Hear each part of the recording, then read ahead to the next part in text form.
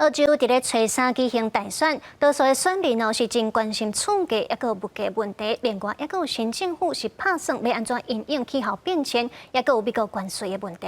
伫咧选前有民调显示，执政的工党支持度是领先的。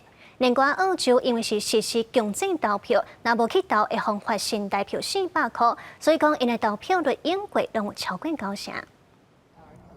初三透早，澳洲各地的投票地点开始出现人潮。这间投票所位伫雪梨邦地的海部，真侪选民受原水就直接来投票。有选民希望新政府加关注气候变迁、甲美国关税问题。不过，多数人上烦恼的犹原是物价甲房价相关的民生经济议题。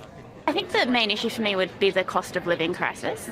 Just trying to make sure that the day-to-day things kind of like still affordable. 澳洲现任总理艾班尼斯甲家人出现投票所，选前伊主张积极使用再生能源，解决房价危机甲减轻医疗体系负担。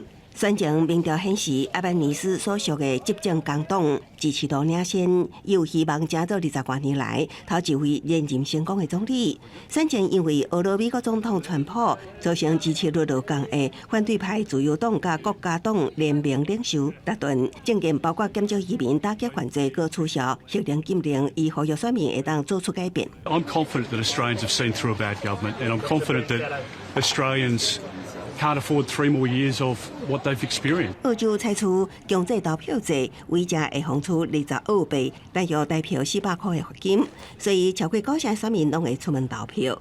公司新闻张小军编译。